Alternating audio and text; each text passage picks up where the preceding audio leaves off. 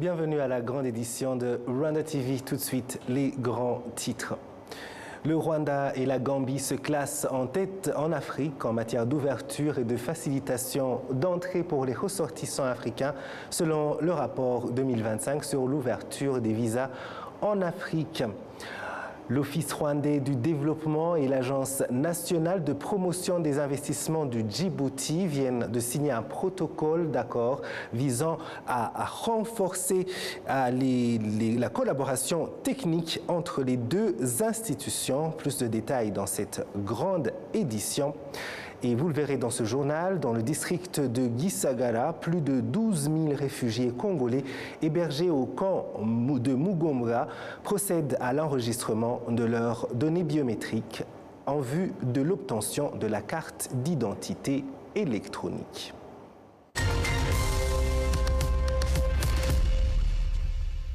Encore une fois, bienvenue, chers téléspectateurs, à la grande édition. Je suis David Carmel Ingabile. C'est une joie de vous retrouver.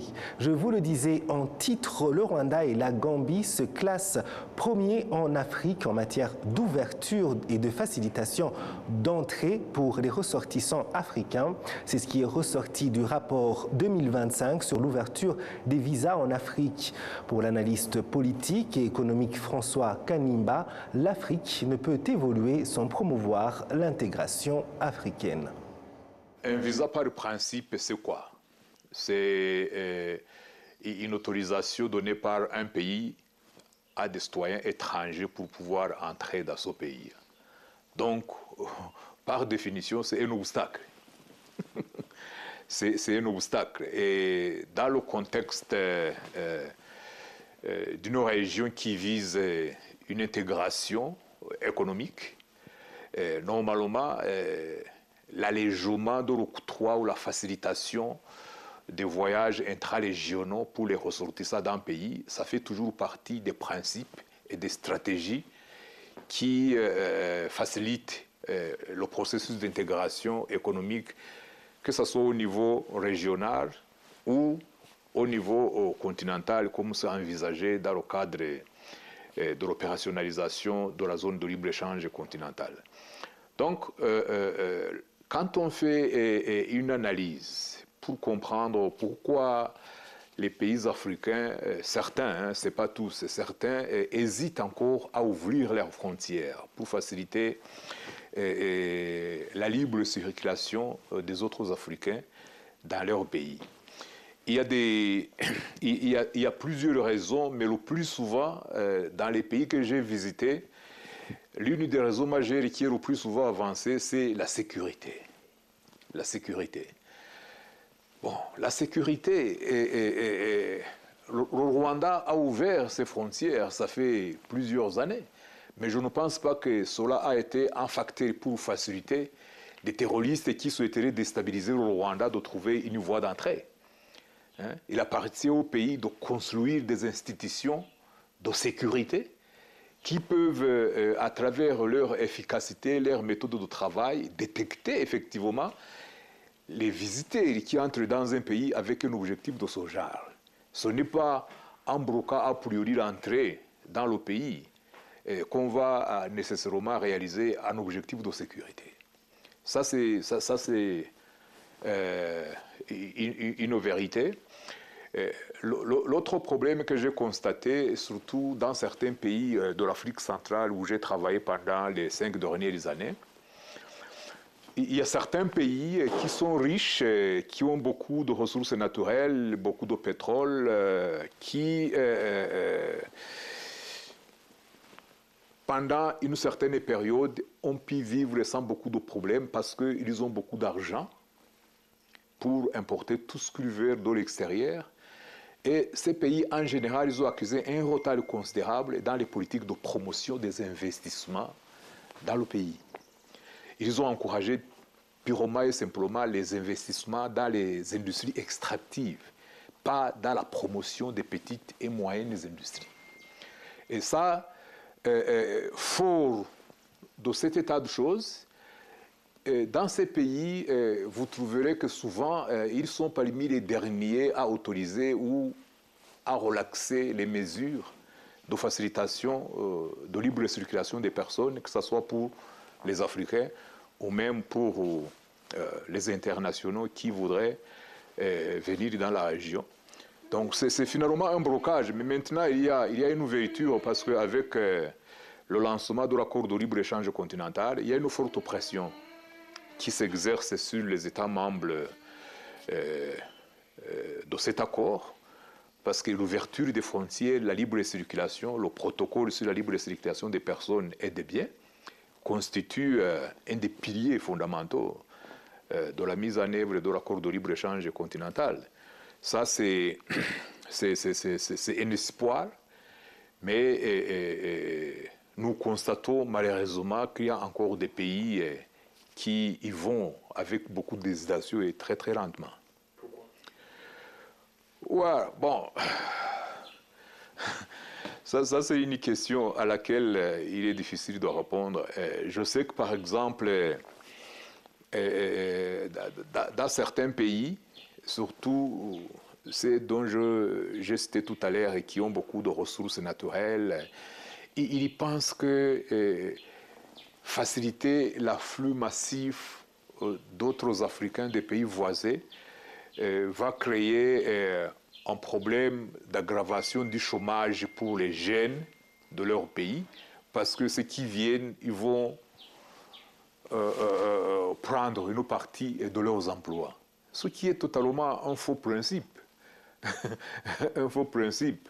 Les emplois dans un pays, il faut d'abord mettre en place une politique qui favorise la création d'emplois. Ce n'est pas en mettant des barrières aux frontières que vous encouragez la création des emplois pour les jeunes pays. Il faut plutôt ouvrir pour permettre non seulement aux potentiels investisseurs de venir chez vous pour créer ou appuyer même les jeunes qui sont en train de créer des industries, des petites et moyennes entreprises, à trouver des partenaires qui peuvent travailler avec eux pour réaliser leurs objectifs. Donc, il y a ce problème de mentalité, mais qui est en train de changer progressivement, parce que quand vous allez dans des réunions, dans des rencontres au niveau sous-régional, même régional, les pays commencent à annoncer des mesures de facilitation pour tendre vers la libre circulation des personnes et des biens au niveau du continent. Ce point de vue est partagé par le panafricaniste et analyste politique Damien Mouzon, qui estime que les prétextes avancés par certains pays pour justifier leur fermeture aux Africains ne tiennent pas. Avantage, je dirais d'abord que le stress de visiter son propre, comme si tu allais chez toi en Afrique et tu dois avoir des exigences de donner des comptes bancaires et autres, alors que tu payes pour toi-même déjà le voyage. Donc ce problème, nous l'avons évoqué ici il y a eu des années, quand l'Union africaine, qui d'ailleurs en collaboration avec la Banque africaine de développement, ont sorti ce index qui vient d'être publié. Nous avons soulevé ce problème simplement parce que les pays avaient des excuses que pour des raisons d'insécurité, on ouvre les frontières, n'importe qui peut venir et ils peuvent peut-être devenir une menace pour le pays. Mais malheureusement ou heureusement, ce qu'on constate, le fait que le Rwanda, depuis quand même quelques années, a réussi à demander que les gens n'ont même pas besoin de postuler ni de payer pour entrer dans le pays. Est-ce que ça a rendu le Rwanda plus insécurisé que les autres pays que nous voyons? Donc c'est cela d'ailleurs qui est l'équation primaire. Et ceux qui se ferment le plus, je dirais, sur l'index, si vous lisez l'index jusqu'au bout, le Rwanda et la Gambie sont aujourd'hui les premiers pays. Et les derniers, si je vais le dire aussi, c'est le Soudan, qui est le dernier sur la liste. Et le Soudan aujourd'hui, est-ce que c'est un pays en sécurité par rapport au Rwanda? Parce qu'ils se sont fermés, ils n'ont pas permis aux gens de se déplacer. Donc je crois que la question est ailleurs. Ce que nous, peuple africain épris de paix, nous voudrions, c'est qu'il y ait ouverture, que les gens puissent se déplacer à l'intérieur de l'Afrique. Et ça, c'est un défi que nous avons à relever. Les pays qui essaient de le faire et y compris aujourd'hui le Bénin, le Ghana et d'autres pays sur la liste, quand vous voyez le positionnement, je crois que nous devons les encourager et trouver un mécanisme pour rendre ça durable au lieu de prendre des prétextes pour empêcher les gens de se déplacer. Et surtout que ces terroristes, ils ne prennent pas par les aéroports, ils ne prennent pas par les frontières.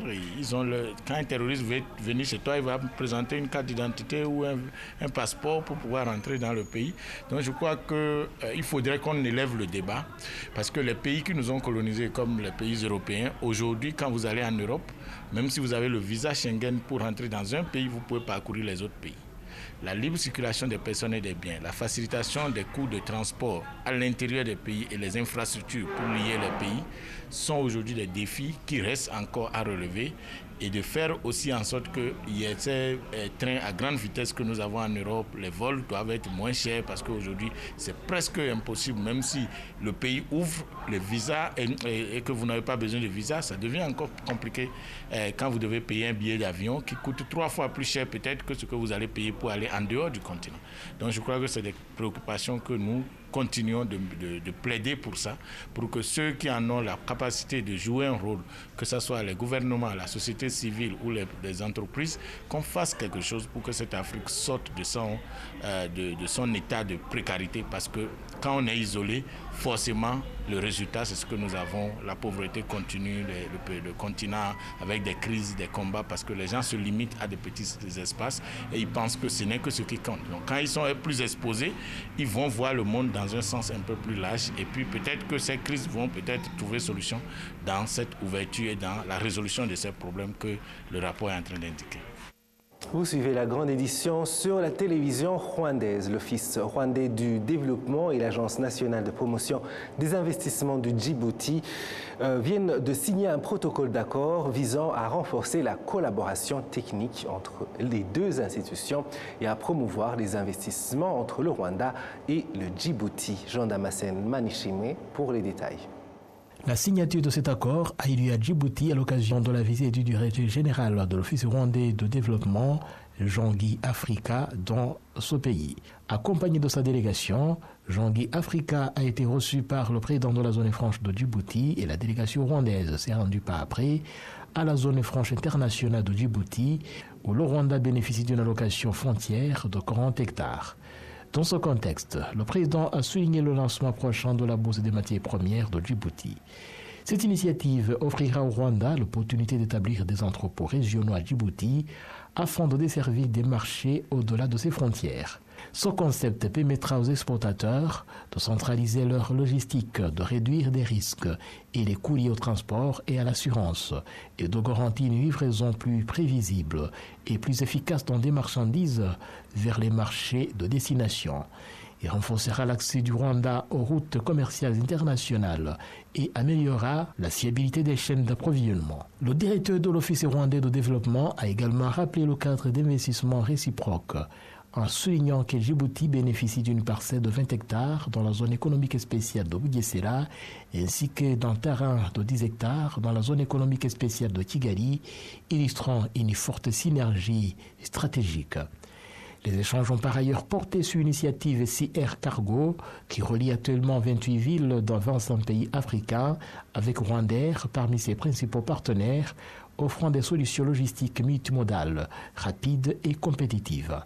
Cette initiative présente beaucoup d'avantages pour le Rwanda et Djibouti, entre autres la réduction des coûts et des délais logistiques. Le modèle CR Cargo combine le transport maritime moins coûteux et le transport aérien plus rapide. Il permet ainsi de réduire significativement les coûts par rapport au tout aérien tout en offrant des délais de livraison plus courts que le tout maritime. Pour le Rwanda, pays enclavé, Djibouti constitue une porte d'entrée stratégique vers les grandes routes maritimes mondiales. Cette initiative améliore l'accès aux marchés d'Europe, du Moyen-Orient et d'Asie. Les exportateurs rwandais bénéficient d'une logistique plus fiable, ce qui renforce leur compétitivité sur les marchés internationaux. Djibouti valorise ses ports, sa zone franche et son hub logistique, tandis que le Rwanda capitalise sur Rwandair, ses plateformes de fret aérien, créant une chaîne logistique intégrée et efficace. Je vous l'ai dit en début de journal, dans le district de Gisagara, plus de 12 000 réfugiés congolais hébergés au camp de Mugombwa procèdent à l'enregistrement de leurs données biométriques en vue de l'obtention de la carte d'identité électronique. Ces réfugiés saluent une initiative qu'ils qualifient d'opportunité majeure et remercient le gouvernement du Rwanda, soulignant que ce document leur facilitera l'accès à divers services auxquels ils avaient jusque-là difficilement accès. Jean-Benoît Michel et Mundabagenzi Aristote nous en dit plus. Des agents de service de l'immigration sont déployés au camp de réfugiés de Mugombwa qui accueille des réfugiés congolais pour collecter leurs informations personnelles et procéder à la prise des photos, une étape préalable à l'adhérence de la carte d'identité électronique. Ces réfugiés installés dans le camp depuis 10 ans estiment que l'obtention de ce document représente une avancée significative vers un meilleur accès aux services publics et une plus grande liberté au même titre que les autres résidents du pays. Le maire du district d'Ogisagara, Rutabringoga Jérôme, rappelle qu'aucune personne vivant au Rwanda ne devrait être dépourvue de documents d'identité. Il précise que c'est dans ce cadre que les réfugiés bénéficient également de cet exercice et invite ceux qui ne sont pas encore enregistrés à le faire sans tarder. En réalité, toute personne doit être enregistrée. Il ne devrait y avoir personne vivant au Rwanda sans document ni sans carte d'identité. Aujourd'hui, chacun se va délivrer un document d'identité électronique en fonction de son statut. De son côté, le ministre de l'administration locale, Dominique Abimana, souligne que la carte d'identité est un document indispensable pour toute personne vivant dans le monde d'aujourd'hui. Il indique que dans un contexte de progrès technologique constant, la carte d'identité électronique facilitera l'accès de nombreux services de manière plus rapide et plus efficace. La carte d'identité électronique constitue une étape vers l'avenir. Elle permet à chaque personne d'entrer dans un avenir meilleur, moderne et porté de progrès. Grâce à elle, l'accès aux services devient plus simple et plus rapide. Contrairement auparavant, où l'obtention d'un service nécessitait la présentation de nombreux documents tels que l'acte de naissance ou le certificat de l'état civil. Cette carte permet de réduire considérablement de nombreuses pièces exigées. Elle contribue ainsi à diminuer les temps perdus, les déplacements inutiles et les coûts supportés par le citoyen.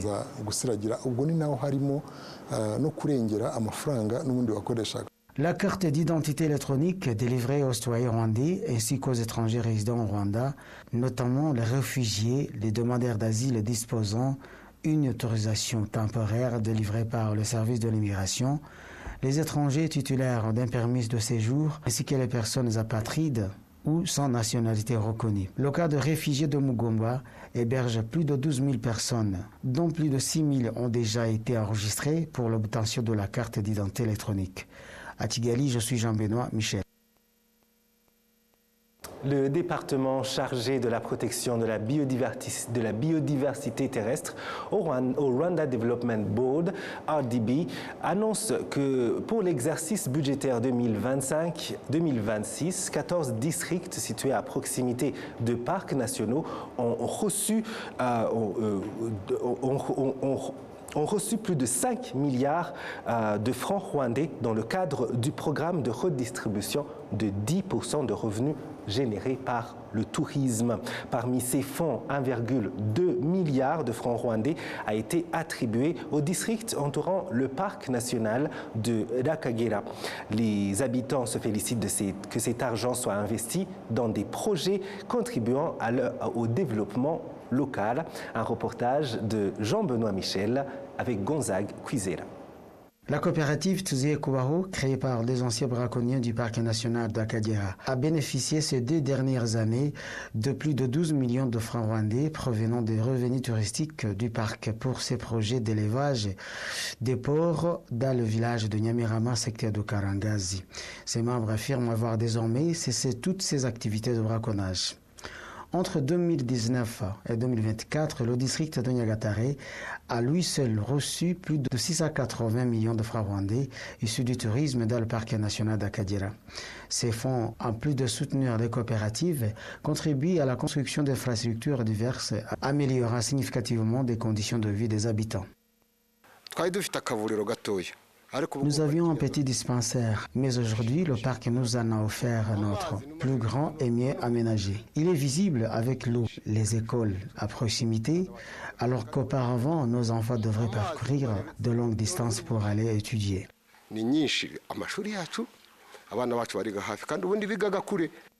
Le département en charge de la biodiversité terrestre dans le Rwanda Development Board a indiqué que pour l'année 2025-2026, les 14 districts situés autour de 4 parcs nationaux ont commencé à recevoir plus de 5 milliards de francs rwandais, dont 1,2 milliard de francs rwandais pour Nyagatare, Gatsibo et Kayonza, qui entourent le parc national de la Kagera.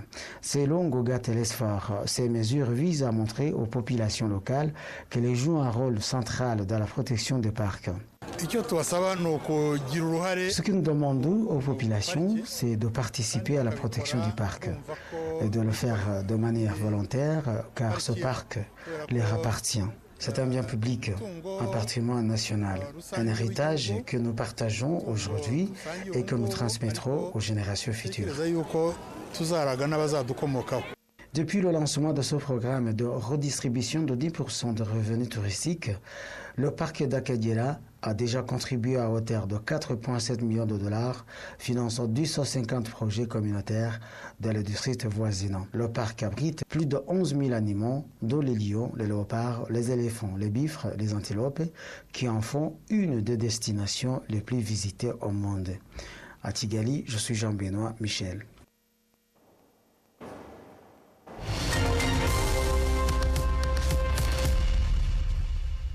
Pour la page culture de cette grande édition, nous recevons une artiste rwandaise et canadienne dont l'engagement résonne bien au-delà des scènes du Québec.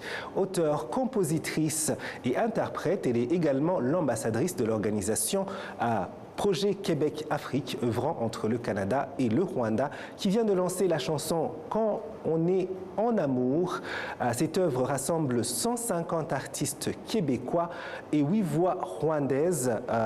On peut en citer certains, Bruce Melody, Knowless, Biza, King James et notamment celle de notre invité. C'est un plaisir de vous accueillir, Nicole Moussoni. Bonjour, un plaisir partagé. Oui, bienvenue à la grande édition. Merci. Alors cette chanson, on en parle beaucoup. Quand on est en amour, il a été lancé il y a juste quelques semaines au Québec. Oui, exactement. Oui, et c'est une chanson qui a mobilisé une quantité impressionnante d'artistes et de grand calibre aussi.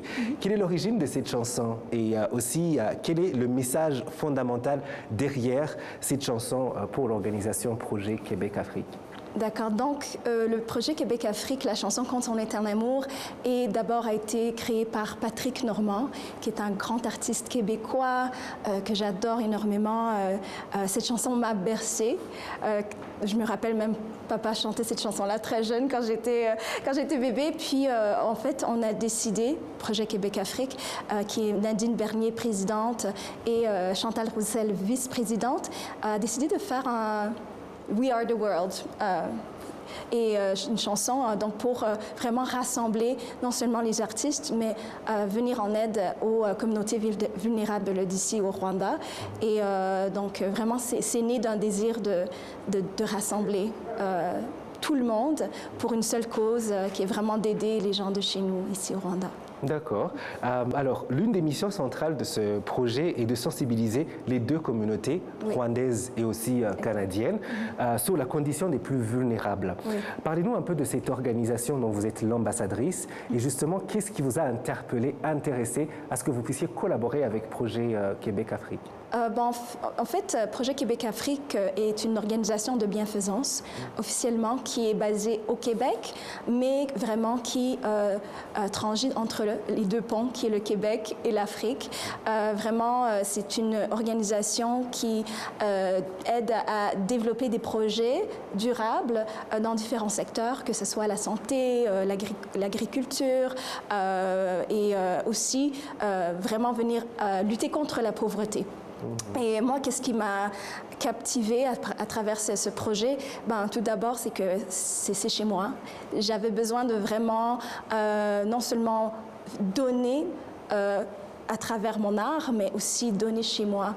Et le Rwanda, on a commencé au Rwanda et on va pouvoir transider dans d'autres pays de l'Afrique. Même dans d'autres pays de l'Afrique. Exact. Oui, c'est si beau de trouver un endroit où vous pouvez combiner les deux passions, l'art et aussi la philanthropie. Oui, exactement. Oui, alors sur le terrain ici au Rwanda, cette association, l'association que vous représentez, Projet Québec Afrique, soutient notamment la ferme école qui se trouve à Lutsiro, mais également des opérations ophtalmologiques qui se passent régulièrement à l'hôpital de Kabraï. Exact. Parlez-nous un peu de ces projets et de leur importance selon vous. En fait, déjà, c'est deux projets qui nous tiennent énormément à cœur.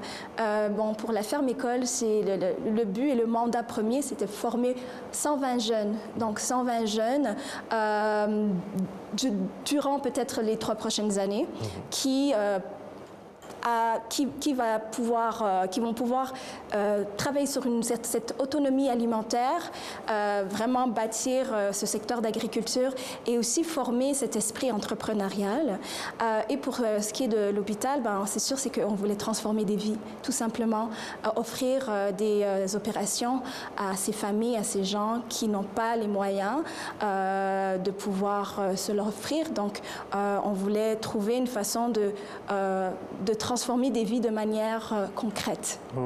Et voilà. Oui, et alors, votre vision, c'est d'étendre le projet Québec-Afrique, donc vos activités, à d'autres pays au-delà du Rwanda, parce que c'est vrai que vos projets, pour le moment, ceux dont on parle, ils sont ici au Rwanda. La chanson, c'est les artistes du Québec et du Rwanda. Exactement. Alors, après avoir commencé ici, après cette expérience humanitaire ici au Rwanda, comment vous vivez cette expérience et aussi, est-ce que vous êtes motivé à vous ouvrir et aller plus après ce projet? C'est sûr et certain. Moi, je suis motivée à vraiment étendre nos activités partout sur le continent africain. On a commencé ici, mais vraiment, c'est vraiment d'aller prendre nos activités un peu partout pour vraiment unir les Africains, mais aussi donner à ces gens qui n'ont pas les moyens. Donc, moi, c'est ce qui me captive aussi beaucoup à travers mon art, mais aussi, je suis une femme qui est très dévouée, qui aime travailler surtout avec les jeunes, mais aussi sentir que je redonne au suivant. Donc, il est clair qu'on commence ici, mais ça va pouvoir s'étendre un peu partout. Ce n'est que le début. Ce n'est que le début, exact. Absolument. Quand on est en amour, c'est une chanson donc qu'on peut retrouver sur toutes les plateformes de streaming. C'est vraiment pour soutenir l'action de Projet Québec Afrique, dont notre invitée Nicole Moussoni est l'ambassadrice à plein de projets, comme vous l'avez entendu, et des artistes très intéressants, 150 du Canada. Et puis Nicole aux côtés d'artistes rwandais comme Knowless ou encore Brisa, Bruce Melody et même King James. Alors, on a beaucoup parlé de votre générosité à travers les actions de cette association, mais vous êtes aussi artiste. Et c'est un peu un héritage familial, parce que vous êtes aussi, pour ceux qui nous suivent, vont reconnaître votre père, qui est le légendaire Moussoni. Et on a envie de connaître quels sont vos prochains projets, où est-ce qu'on peut vous attendre, retrouver aussi votre travail. Oui, c'est comme tu as dit, c'est un héritage familial. J'ai grandi dans la musique et une des raisons pour laquelle aussi je me relocalise ici un peu, c'est que j'ai un projet musical avec un artiste rwandais dont vous connaissez sûrement du nom de Mistake. On travaille sur ce projet depuis déjà 1 an, donc qui va sortir très très bientôt. Et aussi j'ai un projet solo aussi qui s'en vient. Donc mon but c'est de chanter chez moi, chanter dans ma langue et trouver des façons de collaborer avec des artistes de chez nous. Absolument. Et en tout cas, nous, on a hâte de découvrir tout ce que vous allez nous proposer sur votre répertoire. En attendant, on va continuer à réécouter Quand on est en amour, une chanson qui est sortie donc dans le cadre de la promotion des activités de l'organisation Projet Québec Afrique, dont vous êtes ambassadrice. Merci beaucoup d'être passée nous parler. C'était un plaisir, merci beaucoup. Oui, c'était un grand plaisir. Merci. Merci à vous tous qui nous avez suivis sur la télévision rwandaise. C'est aussi par ici nous arrivons à la fin de cette grande édition. Merci de nous avoir suivis. Je remercie toute l'équipe qui m'a aidé à la préparer. Au plaisir de très bientôt vous retrouver.